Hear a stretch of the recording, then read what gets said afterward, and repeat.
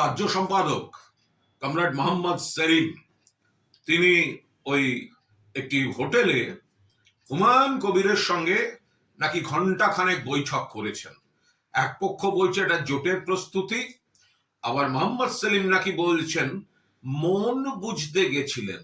প্রথম প্রথম প্রেমে পড়েছেন নাকি মন বুঝতে গেছিলেন? আসলে এই সিপিএম এর রাজ্য সম্পাদক এখন দেউলিয়া রাজনীতির ভিক্ষা পাত্র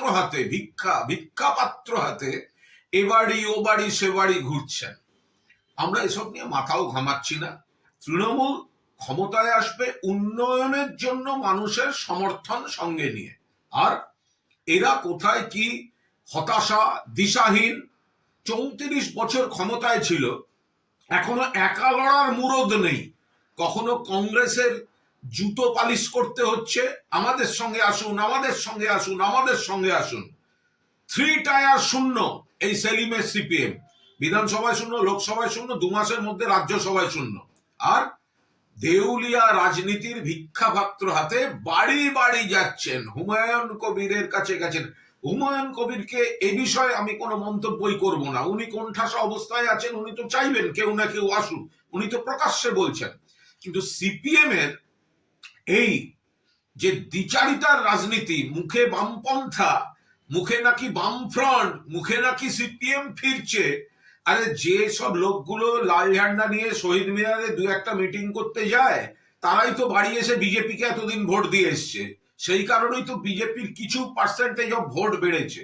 আর মোহাম্মদ সেলিম কখনো কংগ্রেসকে আমাদের সঙ্গে আসুন, তৈরি হন। আরে আপনার পার্টির ক্ষমতা নেই, আপনি কিসের রাজ্য সম্পাদক? 294টা সিটে বামফ্রন্টের লড়ার ক্ষমতা নেই, মুরদ নেই। আরো ভোট কমে যাবে, মুছে যাবে। সেই জন্য কমরেড মোহাম্মদ সেলিম দেউলিয়া রাজনীতির ভিক্ষাপাত্র হাতে মন বুঝতে যাচ্ছে গো, মন বুঝতে যাচ্ছে। যারা সিপিএম এতদিন করে এসছেন, এখন বিতৃষ্ণায় করেন না। এইসব দৃশ্যপট দেখলে তাদের বিতৃষ্ণা এই কমরেড মোহাম্মদ সেলিম অ্যান্ড কোম্পানির প্রতি আরো বাড়বে। 34 বছর ক্ষমতায় থেকে এখনো 294টা সিট। আর একা মানে কি? সিপিএম তো একা লড়ে না, এমনিতেই ওটা বাম ফ্রন্ট, একগাদা দল। তো বাম ফ্রন্টেরও মুরদ নেই।